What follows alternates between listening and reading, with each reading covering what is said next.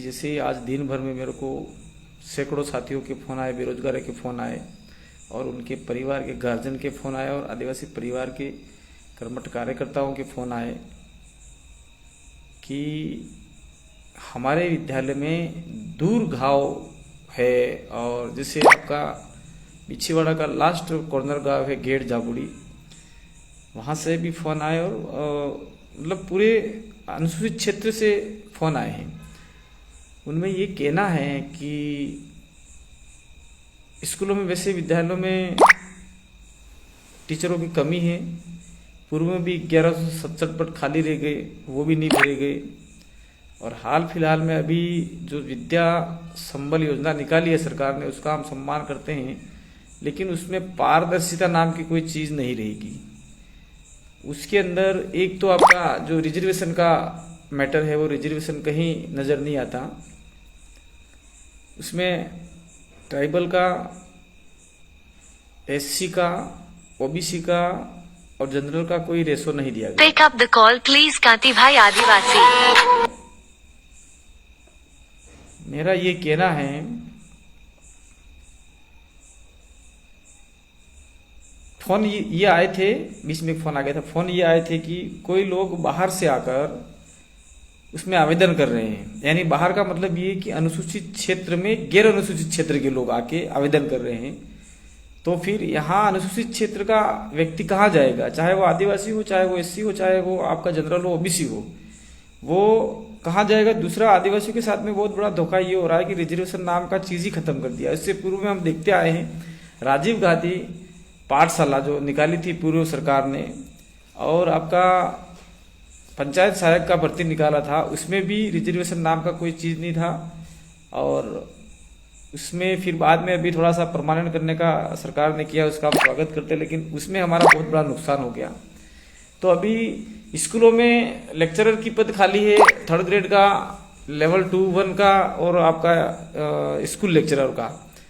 तो उसमें जो पद खाली है उसमें बाहर के लोग आके आवेदन कर रहे हैं और बाहर के लोग परसेंटेज के हिसाब से बहुत ज़्यादा परसेंटेज लिए हुए हैं और यहाँ के लोगों में परसेंटेज नहीं है। तो यहाँ के विद्यार्थियों में तो एक बेरोजगारी की जो समस्या है, वो समस्या दिन ब दिन बढ़ती जाएगी।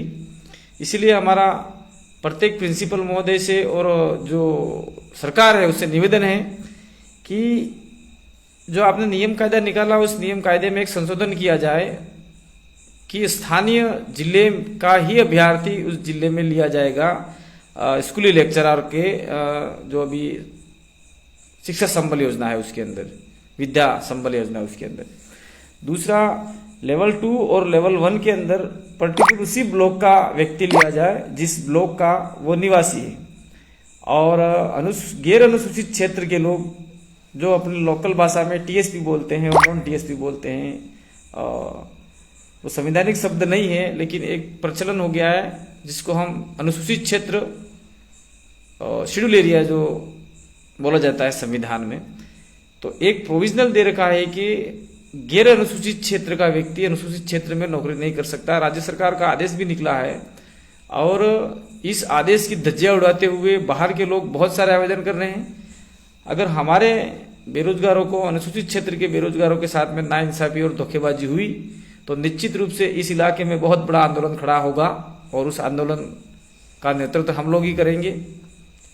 हम लोग शांतिपूर्वक आंदोलन करेंगे। और दूसरी घटना ये है कि अभी महात्मा गांधी अंग्रेजी मीडियम की स्कूलें हैं, उसके अंदर 1000 पोस्ट, 10,000 पोस्ट, 1000 नहीं 10,000 पोस्ट वो भी संविदा के आधार पर भरी जा रही है। तो उसमें भी रिजर्वेशन का कोई हवाला नहीं है। वो भी बैक, मतलब पीछे के दरवाजे से बैक एंट्री हो रही है, जिसमें आपका जो वंचित वर्ग है, आरक्षित वर्ग है, उनके साथ में बहुत बड़ा धोखा अनुसूचित क्षेत्र में हो रहा है। तो हमारा ये कहना है कि 10,000 भर्तियों में से अनुसूचित क्षेत्र की मिनिमम आपके 2,500 से 3,000 भर्तियां या 4,000 भर्तियां हमारे अनुसूचित क्षेत्र की होगी। तो उस अनुसूचित क्षेत्र में रहने वाले लोगों के साथ में धोखा है। तो सरकार से हमारा निवेदन है कि आपका जो अभी महात्मा गांधी भर्ती निविदा निकल रही है संविदा के आधार पे, उसमें रिजर्वेशन को पूर्ण रूप से दर्शाया जाए और स्थानीय लोगों को वरीयता दी जाए। अंत में मैं सभी बेरोजगार युवाओं को कहना चाहता हूं कि आप लोग तटस्थ रहिए, मजबूत रहिए, और बाहर के जो लोग आते हैं, गैर अनुसूचित क्षेत्र के लोग जो आते हैं, उसमें आप लोग उनको मना कीजिए, भाई आपके इलाके में जाओ, आपके जिले में जाओ, यहाँ कोई ज़रूरत नहीं है। दूसरा, मैं पर्टिकुलर जिस पंचायत में स्कूल है उस सरपंच महोदय को भी कहना चाह रहा हूँ कि आप लोग भी अपने यहाँ के स्थानीय लोगों को लगवाने का प्रयास करें, और उसमें ये देखा जाए, चाहे सरकार ने या फिर किसी ने दिया नहीं दिया, लेकिन सरकार का जो गाइडलाइन चल रहा है उसके आधार पे अभी वर्तमान में 45, 5 और 50 का जो चल रहा है, तो उसके आधार पे ही हमारा प्रथम प्रायोरिटी, अगर आदिवासी गांव है संपूर्ण रूप से, तो उसमें आदिवासी व्यक्ति को ही लगाया जाए, और नॉन ट्राइबल गांव है और उसमें नॉन ट्राइबल की कैटेगरी के व्यक्ति जो जो जिस संख्या में ज़्यादा है उसको लगाया जाए, और एससी को भी इसमें प्रावधान दिया जाए, माइनॉरिटी को भी दिया जाए, जनरल वर्ग को भी दिया जाए, लेकिन आदिवासियों को प्रथम प्रायोरिटी के आधार पे काम दिया जाए। मैं अंत में एक बार सभी बेरोजगार युवाओं से कहना चाहता हूं कि इस मुहिम में आप हमारा साथ दीजिए, और जो बाहर के लोग आ रहे हैं, बाहर के मतलब गैर अनुसूचित क्षेत्र के लोग इस इलाके में आ रहे हैं और हमारे जो रोजगार है उस पर कब्जा कर रहे हैं, अतिक्रमण कर रहे हैं, तो हम लोग भारत के संविधान का सम्मान करते हैं, लेकिन उसके साथ साथ में अनुसूचित क्षेत्र का आर्टिकल 244 का भी प्रावधान है, उसका भी हम लोग अक्षरतः लागू करवाने का प्रयास करेंगे। तो जितने भी साथी हैं वो तटस्थ हो जाए, कमर कस ले, और लड़ाई झगड़ा नहीं करना है, लेकिन जो बाहरी व्यक्ति है उसको मना कर देना है साफ तरीके से, और पर्टिकुलर जो भी सरपंच साहब है उनको भी मना करना है, और प्रिंसिपल महोदय जो भी जिस स्कूल में है प्रधानाध्यापक, उनको भी मेरा निवेदन ये है कि स्थानीय डूंगरपुर जिले का व्यक्ति डूंगरपुर जिले में लिया जाए, बांसवाड़ा का व्यक्ति बांसवाड़ा में लिया जाए, प्रतापगढ़ का व्यक्ति प्रतापगढ़ में लिया जाए, उदयपुर का व्यक्ति उदयपुर में लिया जाए, सिरोही का सिरोही में लिया जाए। और इसके बाद में जो हमारा अनुसूचित क्षेत्र का जो बड़ा हुआ दायरा है, बाली है, आपका नादवारा का कुछ इलाका है, चित्तौड़ का इलाका है, उस इलाके में अनुसूचित क्षेत्र के व्यक्तियों को अक्षरतः लिया जाए।